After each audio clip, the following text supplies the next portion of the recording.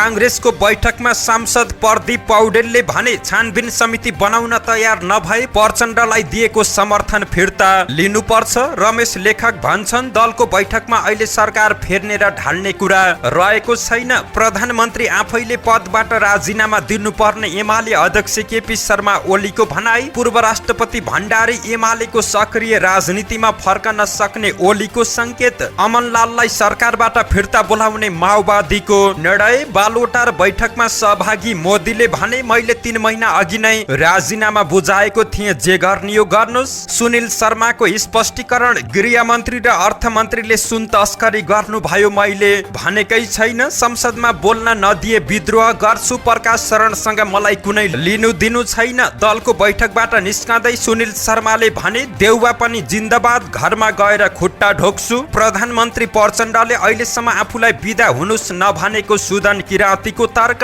सुन तस्करीमा आफ्नो संलग्नताको कुनै पनि प्रमाण देखिए पद छाड्ने अर्थमन्त्री महतको भनाई। सुनमा महराका बाबु छोरा र शरणार्थी प्रकरणमा बादलमाथि किन छानबिन गरिएन भन्दै कांग्रेसका सांसद राणाको प्रश्न। माओवादी बैठकमा गृहमन्त्री श्रेष्ठले भने दोषी भाइ महराजी पनि कारबाहीको भागीदार हुनुपर्छ। सरकारले जनपक्षीय काम गरिरहेको छ। कसैले राजीनामा माग्दैमा गृहमन्त्री र अर्थमन्त्रीले राजीनामा नदिने मन्त्री ज्वालाको भनाई। नक्कली भनेर पक्राउ परेका डाक्टर सक्कली भएको खुलासा। सुनिल शर्मालाई पक्राउ गर्दा सरकारले कानुन नै हातमा लिएको सहमहामन्त्री परियारको टिप्पणी। हरेक महिनाको रिपोर्ट कार्ड पेश गर्न मातहतका निकायलाई मन्त्री शर्माको निर्देशन। क्यानका सचिव पाठकमाथि मोबिल छ्याप्ने 2 जना पक्राउ। नेकपा यसमा निरन्तर पहिरो। 3 दर्जन नेता कार्यकर्ता एमालेमा प्रवेश। काठमाडौँमा चटपटे पानीपुरी, खुल्ला दूध र बाटोमा तरकारी तथा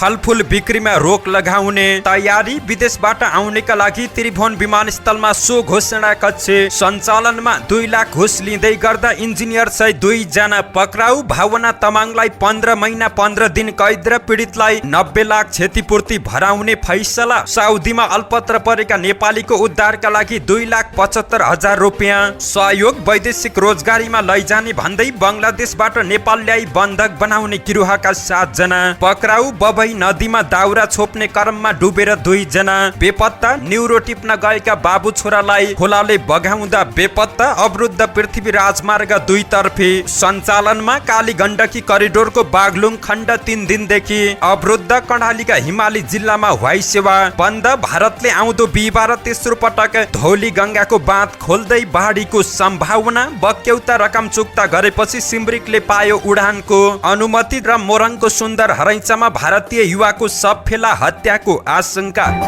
दर्शक महानुभाव नमस्कार, तपाईँ हेर्दै हुनुहुन्छ नेपाल पोस्ट। म गोविन्द चपागाई। आज मिति विक्रम सम्वत 2080 साउन महिनाको 29 गते सोमबार, ईस्वी सम्वत 2023 अगस्त 14 तारिक। यसै गरी आज अधिक साउन कृष्ण त्रयोदशी तिथि पनि रहेको छ। दर्शक बिन सदाजी आज पनि उपस्थित भएका छौँ। विशेष गरी देशको पछिल्लो राजनीतिक अवस्था के कस्तो रहेको छ त विभिन्न नेताहरूको टीका टिप्पणी, देश तथा विदेशमा घटेका घटना, पछिल्लो क्रममा परिरहेको अविरल वर्षाले पारेको असर, बाढी पहिरो अपडेट, स्वास्थ्य सम्बन्धी जानकारी लगायत आज दिनैभरि कहाँ के हुँदैछ त शुभ अभियानी सँगै सम्पूर्ण जानकारीहरू लिएर यहाँ सामु उपस्थित भएका छौँ। दर्शक महानुभाव, हामीलाई कुन ठाउँदेखि हेर्दै हुनुहुन्छ अनि कस्तो लाग्दैछ त हामी प्रति कुनै सुझाव सल्लाह रहेका छन् भने कृपया तलको कमेन्ट बक्समा आफ्नो सुझाव सल्लाह पेश गर्न सक्नुहुन्छ। तपाईँको प्रतिक्रियालाई मनन गर्दै अगाडि बढ्नेछौँ। दर्शक बिन सकेसम्म देशैभरिका अपडेटलाई समेट्ने कोसिस गर्नेछौँ। समाचार समय अवधिसम्म हामी सँगै रहनुहोला। हाम्रो मेहनतको लागि यो भिडियोमा एउटा लाइक भने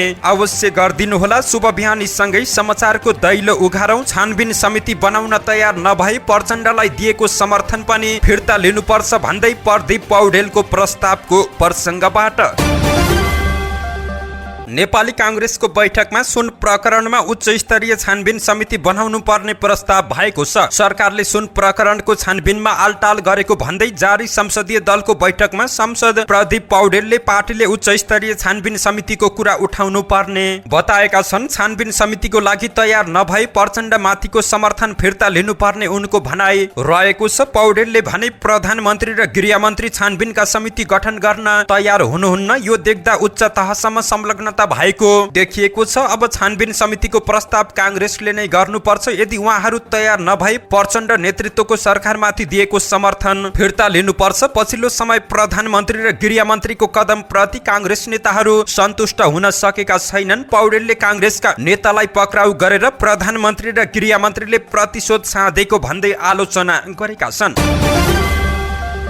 यसैगरी नेपाली कांग्रेसका प्रमुख सचेतक रमेश लेखकले अहिले सरकार फेरबदलबारे कुनै कुरा नभएको बताएका छन्। शुक्रबारदेखि जारी संसदीय दलको बैठकपछि आइतबार पत्रकारहरूसँग कुराकानी गर्दै अहिले कांग्रेस सरकार फेरबदलको पक्षमा नरहेको बताएका छन्। अहिले हामीबीच सरकार बदल्ने, फेर्ने र ढाल्ने कुरा भएको छैन उनले भने। आज सम्पन्न हुने संसदीय दलको बैठकबाट केही महत्त्वपूर्ण निर्णय हुन सक्छ। तिनमा सरकार फेरबदलको विषय नपर्ने उनको भनाइरहेको छ। उनले शुक्रबार र आइतबार गरेर दलको बैठकमा अहिलेसम्म 50 जना सांसदहरूले बोलेको जानकारी दिएका छन्। बैठक आज बिहान 11 बजे फेरि बस्ने बताइएको छ। प्रमुख प्रतिपक्षी दल नेकपा एमालेका अध्यक्ष एवं पूर्व प्रधानमन्त्री केपी शर्मा ओलीले प्रधानमन्त्री पुष्पकमल दाहालले राजीनामा दिनुपर्ने बताएका छन्। आइतबार पार्टी केन्द्रीय कार्यालय च्यासलमा आयोजित पत्रकार सम्मेलनमा राखिएका जिज्ञासाको जवाब दिने क्रममा उनले दाहाल आफैले पदबाट राजीनामा दिनुपर्ने बताएका हुन्। उनले सरकार अयोग्य र भ्रष्टताको चाङमा उभिएको भन्दै अध्यक्ष ओलीले दाहाललाई पदबाट राजीनामा दिन सुझाव दिएका छन्। उनले गृहमन्त्री नारायण काजी श्रेष्ठ र अर्थमन्त्री डाक्टर प्रकाश शरण महतले राजीनामा नगरेर पदमा बसिरहेको देख्दा आफू आश्चर्यमा परेको पनि अध्यक्ष ओलीको भनाइ रहेको छ। यसैगरी नेकपा एमालेका अध्यक्ष केपी शर्मा ओलीले पूर्व राष्ट्रपति विद्यादेवी भण्डारी एमालेको सक्रिय राजनीतिमा फर्कन सक्ने संकेत गरेका छन्। पत्रकारहरूले सोधेको प्रश्नको जवाब दिँदै ओलीले पूर्व राष्ट्रपति भण्डारी राष्ट्रपति बन्नु अघि एमालेको निर्वाचित उपाध्यक्ष भएको बताएका छन्। उनले एमालेको तर्फबाट राष्ट्रपति बनेको र पूर्व एमाले उपाध्यक्ष भएको कारण पनि राष्ट्रपति बाहिरिएपछि नेताहरूले भेट्नु सामान्य कुरा भएको बताएका छन्। उपाध्यक्ष विष्णु पौडेलले भेटेको बारे पत्रकारले सोधेको प्रश्नमा ओलीले राजनीतिज्ञको रूपमा आफूले भेटेको खुलासा गरेका छन्। 7 वर्ष लामो राष्ट्रपतिको भूमिका निर्वाह गरेर रिटायर बनेकी भण्डारी पछिल्लो समय एमालेको राजनीतिमा फर्किने चर्चा चलेको छ। विभिन्न कार्यक्रममा बोल्दै एमाले नेताहरूले मात्र होइन, स्वयं पूर्व राष्ट्रपति भण्डारीले पनि राजनीतिमा फर्कने संकेत गरिसकेकी छिन्। नेकपा माओवादी केन्द्रका नेता तथा संघीय मामिला तथा सामान्य प्रशासन मन्त्री अमनलाल मोदीले पार्टीले गरेको निर्णय आफूलाई मान्ने हुने बताएका छन्। बालुवाटारमा बसेको माओवादीको पदाधिकारी बैठकमा मन्त्रीको हैसियतमा सहभागी भएका उनले प्रधानमन्त्री तथा पार्टी अध्यक्ष प्रचण्डले गर्ने निर्णय आफूलाई मान्ने हुने बताएका छन्। उनले मन्त्री रहिरहन भने बस्ने र छाड्न भने बाहिरिने तर्क दिएका थिए। उनले बैठकमा बोल्दै आफूले 3 महिना अघि नै राजीनामा बुझाएको र प्रचण्डको आग्रह अनुसार मात्रै बसिरहेको बताएका छन्। कर्मचारीको घेराबन्दीमा परेपछि मैले 3 महिना अघि नै राजीनामा बुझाएको थिएँ। अध्यक्ष कमरेडले नै निजामती एन टुङ्गोमा पुर्याउनु पर्छ भनेर बसिरहेको हुँ, मोदीको भनाइ रहेको छ। उनले आफ्नो कुरा राखेर बाहिरिएपछि माओवादीले मोदीलाई सरकारबाट फिर्ता बोलाउने निर्णय गरेको छ। नेपाली कांग्रेसका सांसद डाक्टर सुनिल शर्माले अर्थमन्त्री र गृहमन्त्रीको राजीनामा माग गरेको विषय नीतिगत नभएको बताएका छन्। कांग्रेस संसदीय दलको बैठकमा उनले अर्थमन्त्री डाक्टर प्रकाश शरण महतसँग आफ्नो लिनुदिनु केही पनि नरहेको बताएका छन्। प्रकाश शरण दाइसँग केही पनि लिनुदिनु रहेको छैन। भन्सारबाट क्विन्टल सुन आउने, भारत पुग्ने, पुलिस प्रशासनको नेतृत्व गर्ने गृहमन्त्रीलाई थाहा नहुने उनले भने। भन्सारमा आफ्ना स्टाफ पठाएर मेकानिजम राखेका छन्। अर्थमन्त्रीलाई थाहा नहुने भन्ने कुरा नेपाली जनताले पत्याउँछन् त उनको प्रश्न रहेको छ। गृहमन्त्री र अर्थमन्त्रीले तस्करी गरे भनेर नभनेको उनको भनाइ रहेको छ। सांसद शर्माले आफूलाई उत्तर कोरियाको शैलीमा पक्राउ गरिएको पनि आरोप लगाएका छन्। नक्कली शैक्षिक प्रमाण पत्रको आरोपमा पक्राउ परि उनी हालै थुनामुक्त भएका थिए। आइतबार पार्टी संसदीय दलको बैठकमा उनले भने पक्राउ पूर्जी पनि नदिइकिन पक्राउ भएको 3 घण्टासम्म जब मैले भित्र झगडा गरे उहाँहरूले ममाथि हातपात गर्नुभयो, त्यति हुँदा पनि म बोलिरहेको थिएँ। पक्राउ परेको 3 घण्टापछि मात्र आफूलाई पूर्जी दिएको उनले जानकारी दिएका छन्। थुनामा राख्ने पूर्जी भने आफूले भोलिपल्ट मात्र पाएको उनको भनाइ रहेको छ। पक्राउ पूर्जी पहिले नै दिनुपर्ने भए पनि 23 घण्टापछि मात्रै दिएकोमा उनको आपत्ति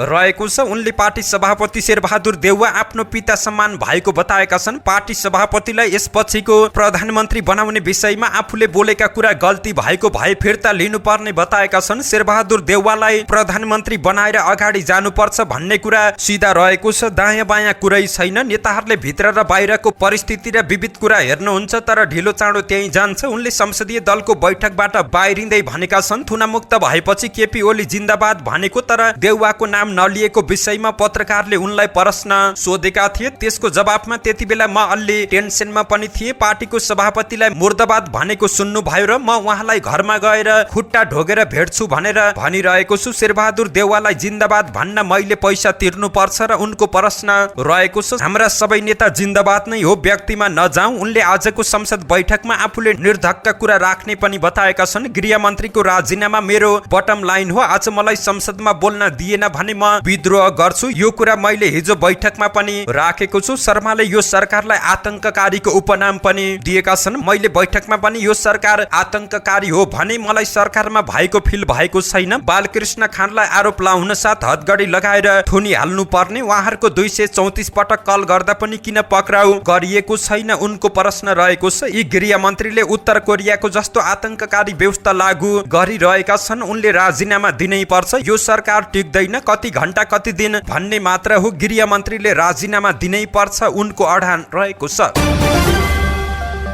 अर्थमन्त्री डाक्टर प्रकाश शरण महतले सुन प्रकरणमा आफ्नो संलग्नता देखिएको प्रमाण ल्याई पदमा नबस्ने बताएका छन्। आइतबार बसेको कांग्रेस संसदीय दलको बैठकमा अर्थमन्त्री महतले भने यो पदमा बसेर मैले गलत गरेँ भन्ने हो र प्रमाण दिनुहुन्छ भने म अहिलेदेखि नै यो ठाउँमा बस्दिन, अहिले नै पद छाड्छु। आफूमाथि व्यर्थको लान्छना लगाएर अनावश्यक शंका गर्ने काम भएको उनको गुनासो रहेको छ। मेरो दायरा मेरो संस्कार रहेको छ। कसैलाई मलाई मन पर्दैन, मलाई पनि मन नपर्न सक्छ। उनले भने म केटाकेटीदेखि नै एउटा संस्कारमा हुर्किएर आएको मान्छे हुँ। म माथि व्यर्थको लान्छना लगाउने काम भयो। यो म माथि भएको व्यक्तिगत प्रहार हो। म माथि अनावश्यक शंका गर्ने र त्यही विषयलाई लिएर प्रचार गर्ने काम भएको छ। आफूले कुनै पनि विषयमा स्वार्थ नसाधेको उनले बैठकमा राखेका छन्। अर्थमन्त्री महत आफूमाथि सार्वजनिक टिप्पणीमा उत्रिएका सांसद सुनिल शर्मा माथि खनिएका थिए।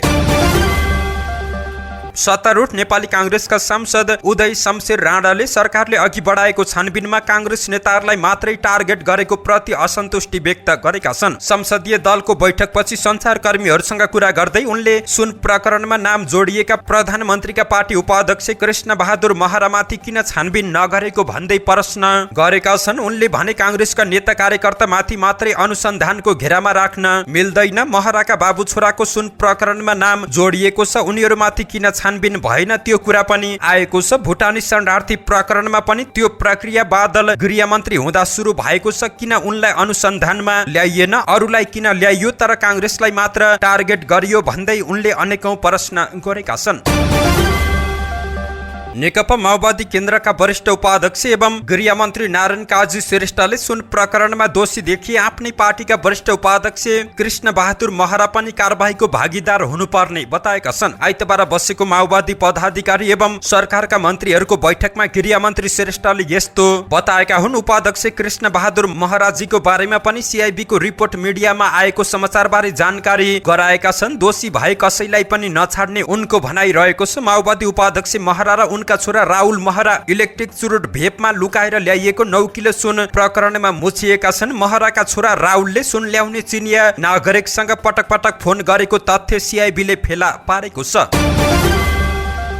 भौतिक पूर्वाधार तथा यातायात मन्त्री प्रकाश ज्वालाले कसैले माग्दैमा गृहमन्त्री र अर्थमन्त्रीले राजीनामा नदिने स्पष्ट पारेका छन्। सरकारले अहिले भ्रष्टाचारको विरुद्धमा र सुशासनको पक्षमा निर्ममतापूर्वक काम गरेको भन्दै यस्तो बेलामा गृहमन्त्री र अर्थमन्त्रीको राजीनामा माग्नुको कुनै अर्थ नहुने उनको टिप्पणी रहेको छ। रिपोर्टर्स क्लब नेपालले आयोजना गरेको विशेष साक्षात्कारमा बोल्दै मन्त्री ज्वालाले कसैले भन्दैमा अहिलेको सरकार नढल्ने समेत स्पष्ट पारेका छन्। उनले वर्तमान सत्ता गठबन्धन संसदको पूरा अवधि समय कायमै रहने ठोकुवा गरेका छन्। उनले भने अहिले राजीनामाको प्रसङ्ग आउने गरिरहेको छ। एउटा कुरा त यो राजनीतिक स्टन्टबाजी पनि हुन सक्छ, अर्को पोलिटिकल हुन सक्छ। गठबन्धन बलियो हुँदासम्म र सरकारले शिर निहुराउने काम नगर्दासम्म कसैको दबावमा राजीनामा दिनु पर्दैन। सरकारले एकातिर राम्रो काम पनि गरिरहेको छ अनि राजीनामा किन दिनुपर्ने? भ्रष्टाचारीलाई कारबाही गरिरहेको बेलामा राजीनामा माग्ने? सुशासन कायम गर्नको लागि सरकारले यसरी काम गरिरहेको बेला राजीनामा माग्नु लज्जाको विषय भएको पनि उनको भनाइ रहेको छ।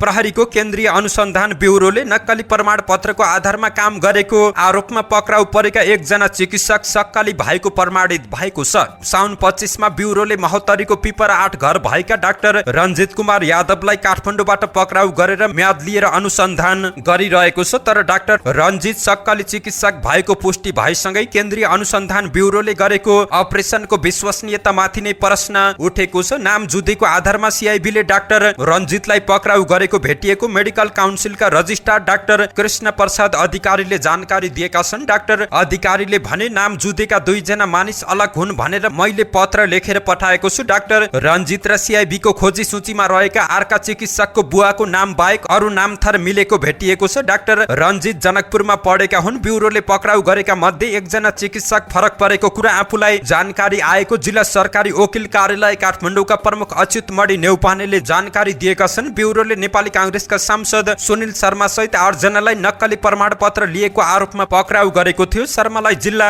अदालतले तारिखमा राखेर अनुसन्धान गर्न आदेश दिएपछि उनी रिहा भइसकेका छन् भने अरू 7 जना चिकित्सक सिआइबीको हिरासतमा रहेका छन्। नेपाली कांग्रेसका सांसद जीवन परियारले सांसद डाक्टर सुनिल शर्मालाई पक्राउ गर्दा सरकारले कानुन नै हातमा लिएको टिप्पणी गरेका छन्। आइतबार पार्टी संसदीय दलको बैठकमा उनले सांसद शर्मालाई कानुन विपरीत पक्राउ गरिएको बताएका छन्। हाम्रै पार्टीका सांसदहरूलाई दिनदहाडै जेल हाल्ने प्रयत्न भएको छ। सुनिलजी रिहा भएर आउनु भएको छ। सभामुखलाई जानकारी नगराइकिन पक्राउ गर्न पाइँदैन परियारले भने। कानुन हातमा लिने काम सरकारले गरेको छ। आज सुनिललाई पर्यो भोलि अरूलाई पनि पर्ला। यस्तै उनले सुन तस्करी प्रकरणमा हङकङ विमानस्थललाई प्रश्न गर्नुपर्ने बताएका छन्। उनले भने हङकङमा पनि चेक जाँच हुन्छ होला नि, हाम्रो त्रिभुवन विमानस्थल भन्दा अत्याधुनिक सामग्री त्यहाँ होला नि, किन हामीले हङकङको विमानस्थललाई प्रश्न नगर्ने उनको प्रश्न रहेको छ। बैठकमा अर्थमन्त्री महतले सुन तस्करी बारे हङकङमा पत्र पठाएको जानकारी दिएका छन्।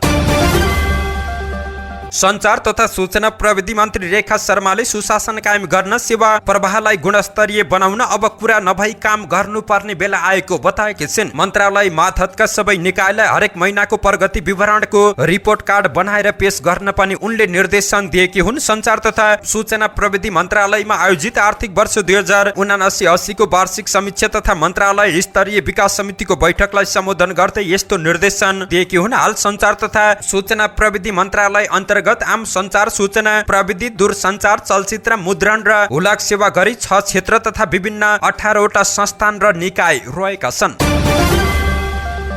मकवानपुर क्रिकेट संघ मकवानपुरको जिल्ला अधिवेशनमा आएका क्यानका केन्द्रीय कार्यवाहक सचिव दुर्गाराज पाठकमाथि मोबाइल छ्याप्ने 2 जनालाई प्रहरीले पक्राउ गरेको छ। हेटौडामा जिल्लाको 8औं साधारण सभा सकेर खाना खाने क्रममा पाठकमाथि मोबाइल छ्यापिएको थियो। पक्राउ गरिएका 2 जनालाई जिल्ला प्रहरी कार्यालय मकवानपुरमा ल्याउँदै गरिएको मकवानपुरका प्रहरी प्रवक्ता डीएसपी टेकबहादुर कार्कीले जानकारी दिएका छन्। समातिएकाहरूको पहिचान पछि खुलाइने पनि जानकारी प्राप्त भएको छ। नेकपा एकीकृत समाजवादी पार्टीका युवा संघ अनुशासन आयोगका अध्यक्ष एवं भक्तपुर जिल्ला सचिवालय सदस्य दीपक थापा एमालेमा प्रवेश गरेका छन्। उनलाई एमाले अध्यक्ष केपी शर्मा ओलीले पार्टी मुख्यालय च्यासलमा आयोजित एक कार्यक्रम मार्फत पार्टीमा स्वागत गरेका छन्। नेता थापा सहित युवा संघ केन्द्रीय सचिवालय सदस्य एवं भक्तपुर जिल्ला इन्चार्ज तेजबहादुर श्रेष्ठ, युवा संघ केन्द्रीय सचिवालय सदस्य युवराज खड्का लगायत 36 जना नेता कार्यकर्ताहरू एमालेमा प्रवेश गरेका छन्। पछिल्लो समय नेकपा यसका नेता कार्यकर्ता एमालेमा फर्कने क्रम बढ्दो रहेको छ। शनिबार मात्रै पार्टीकी वैकल्पिक केन्द्रीय सदस्य कमला तुलाधर पनि एमालेमा फर्किएकी छिन्। उनी सहित एमाले प्रवेश गर्ने नेकपा यसका केन्द्रीय सदस्यको संख्या 31 पुगेको थियो। एमालेबाट विभाजन हुनुको औचित्य पुष्टि गर्न नसकेको भन्दै नेकपा यसका नेता कार्यकर्ताको बढ्दो निराशा रहेको छ। काठमाडौँ महानगरपालिकाले चाँडो संक्रमण फैलन सक्ने वस्तु बिक्रीमा रोक लगाउने तयारी गरेको छ। खुल्ला रूपमा बेचिने चटपटे पानीपुरी, खुल्ला दूध र बाटोको तरकारी तथा फलफुल पसललाई बिक्री प्रतिबन्धको तयारी गरेको छ। खुल्ला रूपमा बेचिने खानेकुरा, पेय पदार्थ, तरकारी र फलफुलको बजारमा निगरानी बढाउनु पर्ने काठमाडौँ महानगरपालिकाकी उपप्रमुख सुनिता डङ्गोलको भनाइ रहेको छ। बर्खायाममा पानीसँगै फैलने संक्रामक रोग फैलन नदिन बजारमा हुने व्यापारिक क्रियाकलापको अनुगमनका लागि तत्काल तत्काल परिचालित हुने योजना बनाउन समेत उनले निर्देशन दिएकी हुन्। बजार व्यवस्थापन तथा उपभोक्ता हित संरक्षण समितिको बैठकमा उनले सो कुरा बताएकी हुन्। तरकारी बजारमा ल्याइने धेरै तरकारी मध्ये केही भाग बिग्रिएको हुने भन्दै यस्तो तरकारी र फलफूल सस्तोमा किनेर ल्याएर सडक किनारमा भाग लगाएर बेच्ने काम जनस्वास्थ्यका दृष्टिले पनि जोखिमपूर्ण हुने बैठकमा कुरा उठेको थियो। कृषि तथा पशुपन्छी विभागका प्रमुख डाक्टर अवधेश झाले भने कुचिएका लेउ लागेका टुटे फुटेका जारमा पानी बेच्न नपाइने भएकाले मापदण्ड विपरीतका जार जफत र नष्ट गरिएको पनि जानकारी दिएका छन्। त्रिभुवन अन्तर्राष्ट्रिय विमानस्थल भन्सार कार्यालयले विदेशबाट आउने यात्रुका लागि सो घोषणा कक्ष सञ्चालनमा ल्याएको छ। विदेशबाट फर्किएका यात्रुले मापदण्ड भन्दा बढी सुन, गरगहना, विदेशी मुद्रा, टेलिभिजन तथा मोबाइल फोन ल्याउने र सो घोषणा नगरी बाहिरिँदा भन्सार छली अनुसार कारबाहीको भागीदार हुने गरेका छन्। सो घोषणा कक्ष सञ्चालन पछि यात्रुले आफूसँग भएको माल वस्तुको स्वयं घोषणा गर्न पाउने तथा बढी भएको सामानको भन्सार महसुल बुझाइ सजिलै लैजान पाउने व्यवस्था गरिएको भन्सार विभागले जानकारी दिएको छ। विदेशबाट आउने यात्रुले अध्यागमन कक्ष पार गरेपछि भन्सार एक्सरे मेसिनमा पुग्नु अघि नै स्वयं घोषणाको सुविधा पाउने व्यवस्था गरिएको छ। विदेशबाट नेपाल फर्कने महिला यात्रुले अधिकतम 50 ग्राम र पुरुष यात्रुले अधिकतम 25 ग्राम सम्मको सुनको गरगहना भन्सार तिर्नु पर्दैन। साथै एक व्यक्तिले महिलाको हकमा 50 ग्राम र पुरुषको हकमा 25 ग्राम बाहेक थप 200 ग्राम सुनको गहना भन्सार बिन्दुमा महसुल तिरेर साथमा ल्याउन पाउने व्यवस्था रहेको छ। विमानस्थल भन्सार कार्यालयका प्रमुख डाक्टर टोकराज पाण्डेका अनुसार गहनाको आकार मात्रै दिएर बनाइएका बेरुवा, औँठी, बाला, सिख्री जस्ता रसायन प्रयोग नगरिएका सुनलाई गहनाको मान्यता प्राप्त हुँदैन। मोबाइलको हकमा भने यात्रु आफूले प्रयोग गरिरहेको मोबाइल साथमा ल्याउँदा भन्सार तिर्नु पर्दैन। श्रम स्वीकृति लिएर लगातार 6 महिना भन्दा बढी विदेशमा काम गरी फर्केका यात्रुले आफ्नो साथमा थप एक थान मोबाइल भन्सार नतिरी ल्याउन पाउने कानुनी व्यवस्था रहेको प्रमुख पाण्डेले जानकारी दिएका छन्। उनका अनुसार यस्तो थप एक थान मोबाइलका लागि भन्सार कार्यालयमा घोषणा गरी भन्सार प्रक्रिया पूरा गर्नुपर्छ। श्रम स्वीकृति लिई लगातार 12 महिना काम गरी फर्कने सामाजिक सुरक्षा कोषमा सूचीकृत भएको नेपाली यात्रुले जुनसुकै आकार वा प्रकारको टेलिभिजन साथमा ल्याउँदा भन्सार तिर्नु नपर्ने व्यवस्था रहेको छ। तर श्रम स्वीकृति लिई लगातार 12 महिना काम गरी फर्केको भए पनि सामाजिक सुरक्षा कोषमा सूचीकृत नभएका नेपाली यात्रुले भने 32 इन्चसम्मको टेलिभिजन मात्र भन्सार नतिरी साथमा ल्याउन पाउने व्यवस्था रहेको छ। अन्य अवस्थामा भने सबै टेलिभिजनमा नियम अनुसारको महसुल भन्सारमा तिर्नु पर्ने व्यवस्था रहेको छ। यसैगरी 5000 अमेरिकी डलर भन्दा बढी विदेशी मुद्रा हुने यात्रुले विमानस्थलमा सो घोषणा गर्नु पर्दछ। रकम घोषणाको भने कुनै महसुल वा शुल्क बुझाउनु नपर्ने व्यवस्था रहेको छ। पोखरा महानगरपालिकाले पृथ्वीनारायण शाहको हटाएको शालिग पुनःस्थापना अभियान सुरु भएको छ। महानगरले पोखराको पृथ्वी चोकमा रहेको पृथ्वीनारायण शाहको शालिग हटाएको थियो। बुधबार एक समूहले सडकमा फालेको पृथ्वीनारायण शाहको प्रतिमा बिहिबार राप्रपाका युवा लगायतले पुनःस्थापना गरेका थिए। फेरि शुक्रबार महानगरले हटाएको थियो। फेरि पृथ्वीनारायण शाहको शालिग पुनःस्थापना अभियान सुरु गरेको पार्टी प्रवक्ता एवं प्रचार विभाग प्रमुख मोहन कुमार श्रेष्ठले जानकारी दिएका छन्। उनले सामाजिक सञ्जालमा लेखेका छन्, बर्सातको समेत प्रवाह नगरी पोखराको पृथ्वी चोकमा राष्ट्र निर्माता पृथ्वीनारायण शाहको शालिग पुनःस्थापना अभियान प्रारम्भ भएको छ। यस अभियानमा समर्थन र ऐक्यबद्धता प्रकट गर्दछ उनले लेखेका छन्।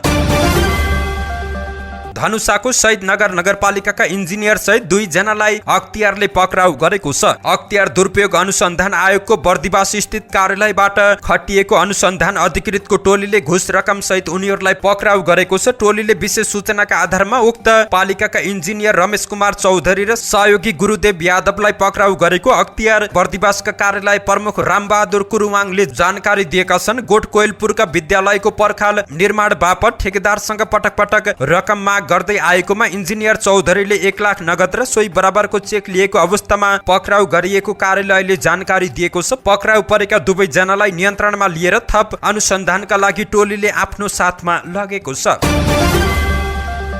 ठगी तथा आपराधिक विश्वासघातको मुद्दामा भावना तमाङलाई 15 महिना 15 दिन कैद र पीडितलाई सुन सहित 90 लाख रुपियाँ क्षतिपूर्ति भराउने फैसला भएको छ। भक्तपुर जिल्ला अदालतका न्यायाधीश महेन्द्र प्रसाद पोखरेलको इजलासले भावनालाई सो कैद र क्षतिपूर्ति सहित 15,000 रुपियाँ जरिमाना गराउने फैसला सुनाएका छन्। त्यसैगरी भावनाले झुक्यानमा पारी आफ्नो नाममा पास गरेको जग्गा पनि फिर्ता हुने फैसला भएको छ। भक्तपुर जिल्ला अदालतका न्यायाधीश महेन्द्र प्रसाद पोखरेलको इजलासले गत साउन 17 गते ठगी तथा आपराधिक विश्वासघातको मुद्दामा भावनालाई दोषी ठहर गर्दै फैसला सुनाएका थिए। सो इजलासले पूर्व मोक्तानले हालेको विवाह बदर र भावना तमाङले हालेको वैवाहिक बलात्कारको मुद्दामा भने सफाई दिएको थियो। विवाहको नाटक गरी सम्पत्ति आफ्नो बनाएपछि जापान पुगेर डिभोर्स गर्न दबाब दिएकी भावना तमाङ विरुद्ध फुर्बाले जिल्ला प्रहरी परिसर भक्तपुरमा ठगी तथा आपराधिक विश्वासघातको जाहेरी दर्ता गराएका थिए। सोही जाहेरीमा अनुसन्धान गरी प्रहरीले सरकारी वकिल मार्फत 2079 असार 10 गते भक्तपुर जिल्ला अदालतमा मुद्दा दर्ता गराएको थियो। आफू थुनाबाट बाहिर निस्कन नपाएपछि भावनाले फुर्बा विरुद्ध वैवाहिक बलात्कारको मुद्दा समेत दायर गरेकी थिइन्। यद्यपि सो मुद्दामा फुर्बालाई अदालतले धरौटीमा रिहा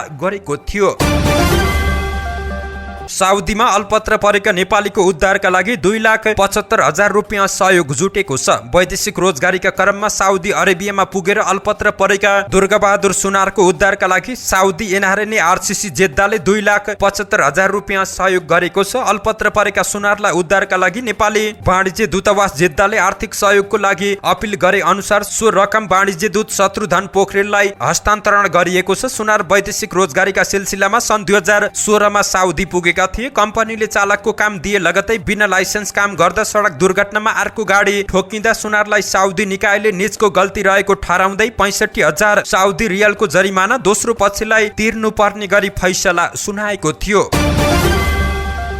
बंगलादेशी नागरिकलाई वैदेशिक रोजगारीका लागि नेपाल हुँदै विभिन्न देश पठाइदिने आश्वासन देखाई काठमाडौँमा बन्धक बनाउने गिरोहका 7 जना पक्राउ परेका छन्। बंगलादेशी नागरिकलाई बन्धक बनाई उनीहरूको परिवारसँग फिरौती रकम माग्ने गिरोहमा संलग्न बंगलादेशी र नेपाली गरी 7 जनालाई काठमाडौँ उपत्यका अपराध अनुसन्धान कार्यालयबाट खटिएको टोलीले पक्राउ गरेको छ। यस्तै कार्यालयले बन्धक बनाइएका 6 जना बंगलादेशी नागरिकको उद्धार समेत गरेको छ। गिरोहले वैदेशिक रोजगारीमा लैजाने भन्दै बंगलादेशबाट नेपाल ल्याई काठमाडौँका विभिन्न ठाउँमा रहेका होटल तथा सेफ हाउसमा बन्धक बनाई राख्ने र परिवारसँग पैसा माग्ने गरेका थिए। पक्राउ परेकाहरूलाई मुलुकी अपराध संहिता 2074 को दफा 211 र 212 तथा संगठित अपराध निवारण ऐन 2070 बमोजिमको कसुरमा थप अनुसन्धान तथा कारबाहीका लागि हिजो आइतबार प्रहरी परिसर काठमाडौँ पठाइएको वरिष्ठ प्रहरी उपरीक्षक डाक्टर मनोज केसीले जानकारी दिएका हुन्। बबई नदीमा दाउरा छोप्ने क्रममा डुबेर 2 जना पुरुष बेपत्ता भएका छन्। नदीको सतह बढेर सतर्कता तह पार गरेको नदीको भेलमा दाउरा छोप्दा दुवै अलग अलग स्थानबाट बेपत्ता भएका छन्। बबई नदीमा डुबेर गुलरिया नगरपालिका 8 निवासी 23 वर्षीय अक्षय चौधरी थपुवाबाट र वडा नम्बर 12 का 30 वर्षीय बालकृष्ण थारू भैंसाईबाट बेपत्ता भएको जिल्ला प्रहरी कार्यालय बर्दियाका प्रहरी नायब उपरीक्षक हिक्मत बहादुर बोहराले जानकारी दिएका छन्। बेपत्ताहरूको खोजी कार्य जारी रहेको जिल्ला प्रशासन कार्यालय बर्दियाका सहायक प्रमुख जिल्ला अधिकारी मोहन प्रसाद अर्यालले जानकारी दिएका छन्। यसैगरी खोलाले बगाउँदा दोलखामा बाबु छोरा बेपत्ता भएका छन्। खोलाले बगाउँदा बिगु गाउँपालिका 7 का निमफुन्जो शेर्पा र उनका छोरा बेपत्ता भएका छन्। आइतबार गाउँ नजिकैको जंगलमा न्युरो टिप्न गएका दुवै जनालाई खोला तर्ने क्रममा बगाएको जिल्ला प्रहरी कार्यालयका प्रहरी नायब उपरीक्षक डीएसपी दीपक खड्काले जानकारी दिएका छन्। घटनाबारे स्थानीयवासीले जानकारी गराएपछि प्रहरी चौकी बिगुबाट टोली घटनास्थलमा पुगेको थियो।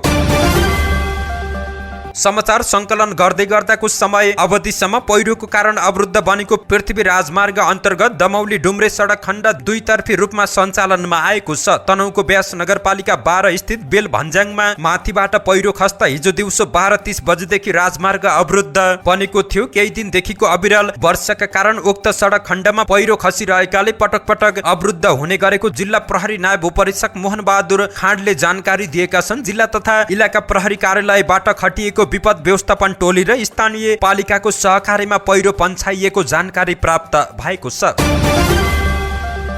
राष्ट्रिय गौरवको आयोजनाका रूपमा रहेको काली गण्डकी करिडोरको बागलुङ खण्ड 3 दिनदेखि अवरुद्ध रहेको छ। निरन्तरको वर्षाले पहिरो झर्ने क्रम नरोकिएको कारण त्यो पन्छाउन समस्या हुँदा सडक अवरुद्ध रहेको छ। बागलुङ नगरपालिका 10 दबल्याङमा 3 दिनदेखि सडक अवरुद्ध भएको हो। बागलुङमा लगातारको वर्षाका कारण दक्षिण भेग जोड्ने सडकको सम्बन्ध विच्छेद भएको छ। दबल्याङ हुँदै बलेवा कुसमिसेर जाने सडक समेत बन्द रहेको छ। वर्षा नरोकिएको कारण सडक खुलाउन नसकिएको जिल्ला प्रहरी कार्यालय बागलुङ बागलुङका सूचना अधिकारी एवं प्रहरी नायब उपरीक्षक मदन केसीले जानकारी दिएका छन्। करिडोरको दब्ल्याङमा यही साउन 26 गतेदेखि लगातार लेदो बगिरहेको कारण सवारी चल्न सकेका छैनन्। सडक अवरुद्ध हुँदा 3 दिनदेखि बागलुङको दक्षिण भेग जोड्ने बलेवा जैमिनी नगरपालिका र बरेङ गाउँपालिका जिल्ला सदरमुकामसँगको सडक सञ्जालबाट टुटेको छ। दब्ल्याङको पहाड गहिरिएर पहिरो गएका कारण बलेवा भकुण्डे कुस्मिसेरा र बरेङ जाने सवारी साधन अल्पत्र परेका छन्। यस्तै बागलुङ बजारदेखि तित्याङ हुँदै भकुण्डे जाने सडक समेत अवरुद्ध रहेको छ।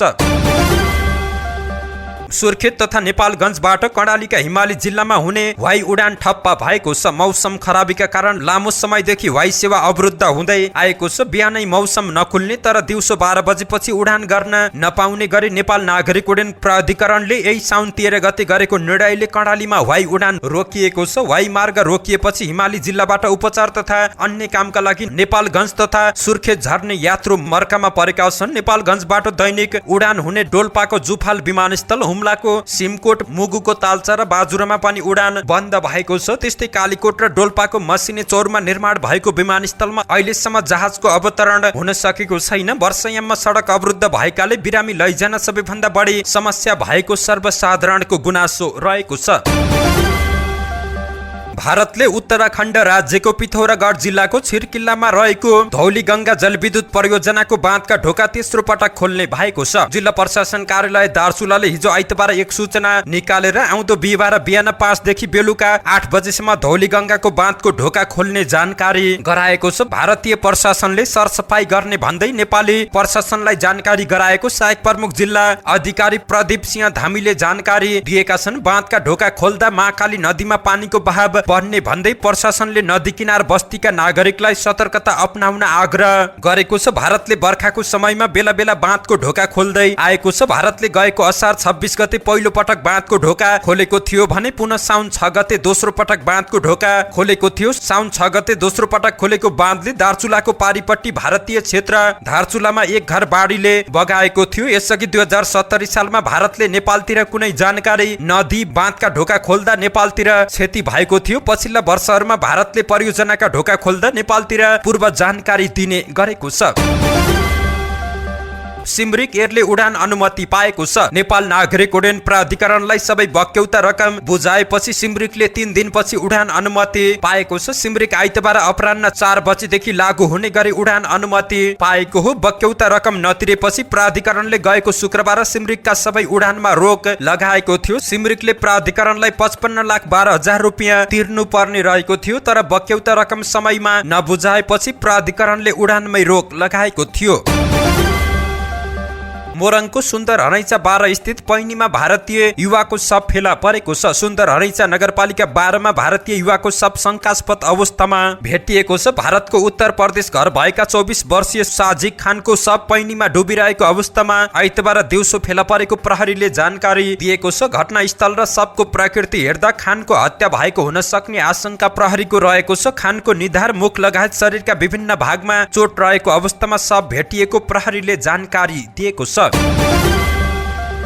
धन्यवाद। यस्तै ताजा समाचारको लागि नेपाल पोस्ट हेर्दै गर्नुहोला।